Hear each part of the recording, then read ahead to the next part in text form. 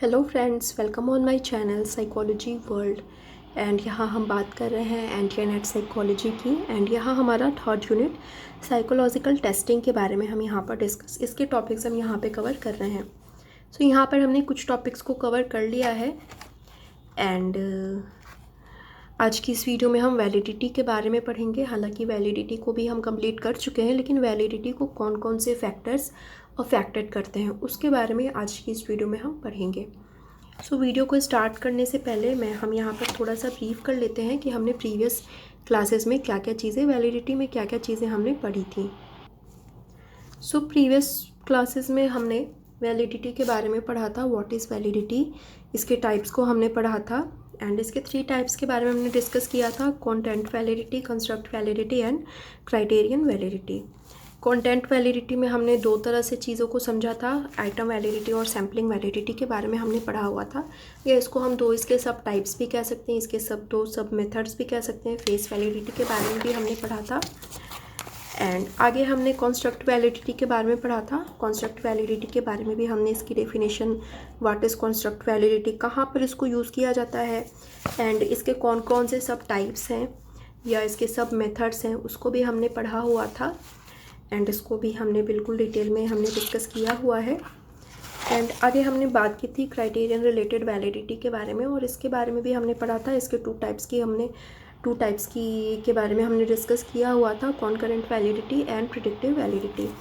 साथ ही हमने आगे डिफरेंस भी देखा था, कॉनकरेंट वैलिडिटी एंड प्रिडिक्टिव वैलिडिटी में क्या डिफरेंसेस हैं उसको भी हमने यहाँ पर पढ़ा हुआ था।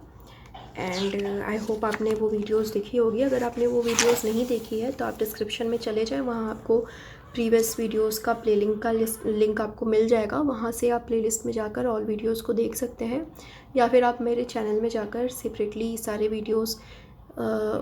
सारे यूनिट के वीडियोस बने हुए हैं। इमर्जेंस ऑफ साइकोलॉजी के भी वीडियोस दिए हुए हैं, रिसर्च मेथोडोलॉजी एंड स्टैट्स, इसके भी प्रॉपर वीडियोस बने हुए हैं, वहाँ पर जाकर आप देख सकते हैं। साइकोलॉजिकल टेस्टिंग में भी जितने क्लासेस अभी तक हुए हैं उसके भी वीडियोस आपको वहाँ पर मिल जाएंगे।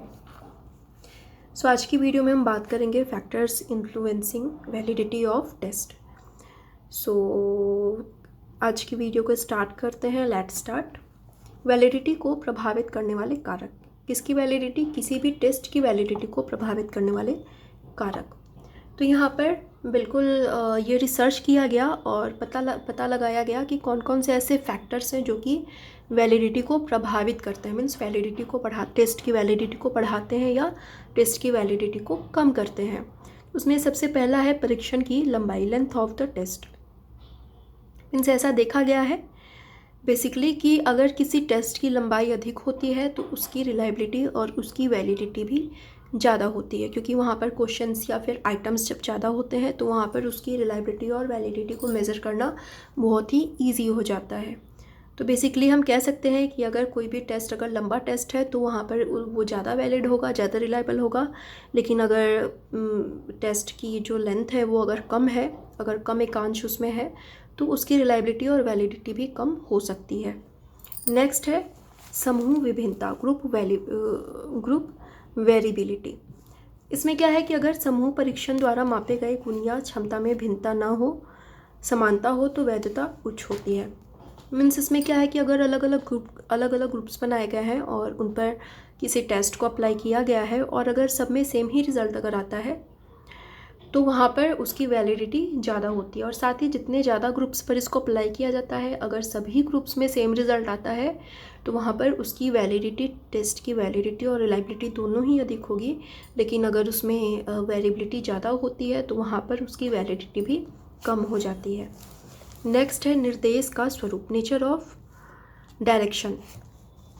यहाँ पर क्या है, किसी भी टेस्ट को जब अप्लाई किया जाता है उससे रिलेटेड पहले कुछ निर्देश दिए जाते हैं। उसमें प्रॉपर लिखा होता है आपको क्या करना है, कैसे करना है, मतलब आइटम्स के आंसर आपको यस नो में करना है या फिर agree, disagree, strongly disagree, strongly agree, या फिर न्यूट्रल में करना है, यस नो में करना है, राइट रॉन्ग में करना है, मतलब किस तरह से आपको यहाँ पर आंसर करना है। तो वो सारी चीज़ें वहाँ पर लिखी गई होती हैं। ये भी लिखा हो गया होता है कि कोई भी मतलब सबके लिए सेम नंबर ही है, कोई भी क्वेश्चन या फिर कोई भी आंसर सही या गलत नहीं है, मतलब इस तरह के कुछ डायरेक्शन दिए गए होते हैं कि आपको किस तरह से उसको फॉलो करना है। तो वहाँ पर क्या है कि जब नेचर ऑफ डायरेक्शन जब थोड़ा सा डिफ़िकल्ट होता है या कहें अस्पष्ट होता है, तो वहाँ पर टेस्ट की वैलिडिटी बढ़ जाती है। इसलिए बढ़ जाती, यहाँ पर आइटम्स की बात नहीं हो रही है, आइटम्स को बिल्कुल स्पष्ट होने चाहिए, सबको एक जैसा ही समझ में आना चाहिए।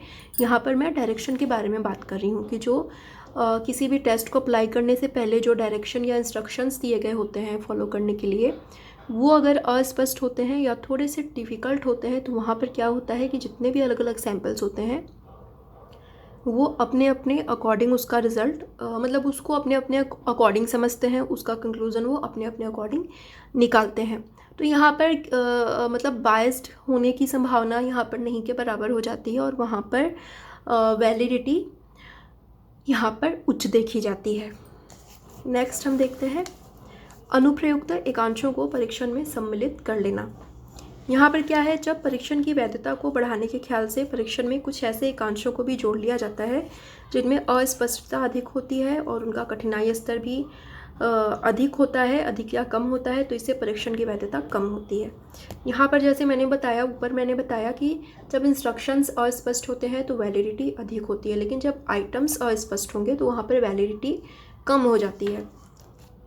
क्योंकि यहाँ पर किसी भी टेस्ट की वैलिडिटी को बढ़ाने के लिए या किसी भी टेस्ट को बनाने में ये बिल्कुल ध्यान में रखना होता है कि हम टेस्ट से रिलेटेड जो भी आइटम्स दे रहे हैं वो प्रॉपर उस कैरेक्टरिस्टिक से मैच हो। जैसे अगर हम बायोलॉजी के बारे में हम अगर कोई टेस्ट डेवलप कर रहे हैं, आईक्यू के बारे में अगर हम कोई टेस्ट डेवलप कर रहे हैं, तो वो उससे ही रिलेटेड होना चाहिए। ऐसा नहीं हो कि हम बायोलॉजी या फिर हम साइकोलॉजी के लिए कोई टेस्ट को बना रहे हैं या फिर साइकोलॉजी के कुछ क्वेश्चंस या कुछ आइटम्स को हम यहाँ पर पुटअप कर रहे हैं और उसमें हम मैथ्स के क्वेश्चंस को भी हम ऐड करते हैं। ऐसा नहीं होना चाहिए।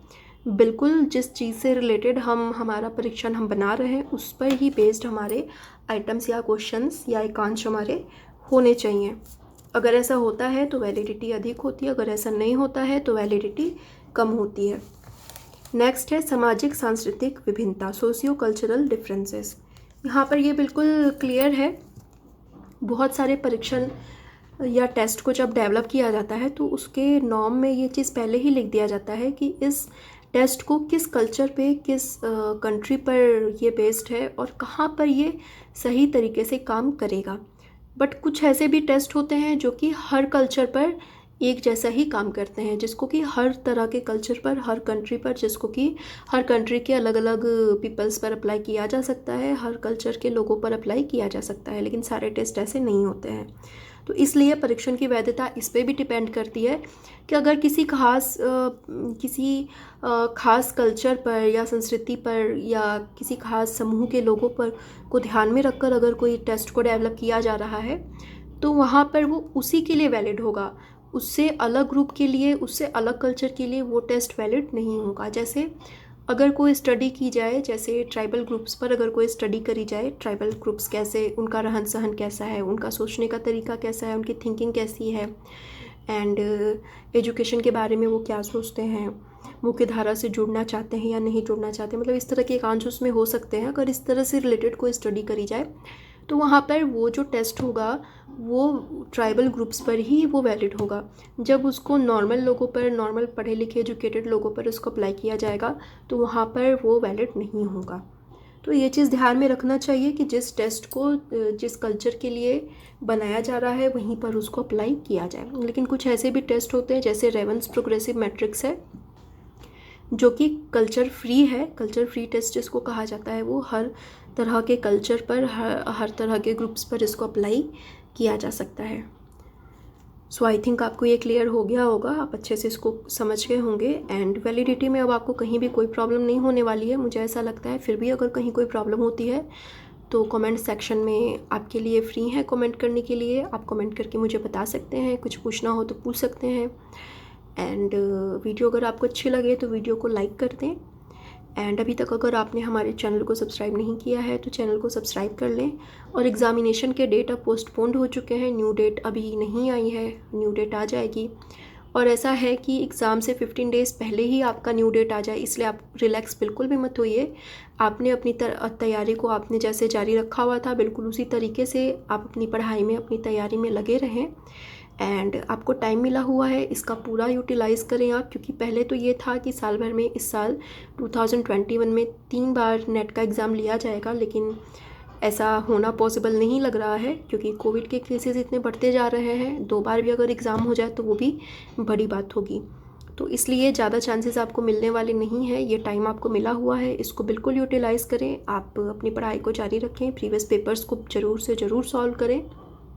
This is very very very important, this is must for you. And psychology के नोट्स अवेलेबल हैं, साइकोलॉजी एंटी नेट साइकोलॉजी के नोट्स अवेलेबल हैं। अगर आप इंटरेस्टेड हैं तो नीचे दिए गए नंबर पर कॉन्टैक्ट कर सकते हैं। फर्स्ट पेपर के भी नोट्स अवेलेबल हैं। साथ ही साइकोलॉजी की क्लासेस भी मैंने दोबारा से न्यू बैच स्टार्ट करवा दिया है, क्योंकि अभी एग्ज़ाम, मुझे ऐसा लगता है कि अभी एग्ज़ाम होने में 2 महीने 2 मंथ्स आपके बिल्कुल आराम से लगने वाले हैं। 2 से 3 मंथ्स के बाद ही अब आपके एग्ज़ाम्स होंगे। सो न्यू बैचेस चल रहे हैं। अगर आप इंटरेस्टेड हैं तो मेरे कोचिंग क्लासेस को आप ज्वाइन कर सकते हैं, आप मुझसे क्लासेस ले सकते हैं। पीजीटी के भी क्लासेस चल रहे हैं। पीजीटी का भी अभी तक कोई डेट नहीं आया है। जो भी एग्ज़ाम, जो भी फॉर्म्स भरे गए थे, किसी का भी अभी फ़िलहाल डेट नहीं आया है और अभी एग्ज़ाम होने के कोई भी चांसेस भी नहीं है। लेकिन आप अपनी पढ़ाई जारी रखें, तैयारी आप अपनी करते रहें। आप सबको ऑल द बेस्ट। एंड आज के लिए इतना ही। Thank you so much.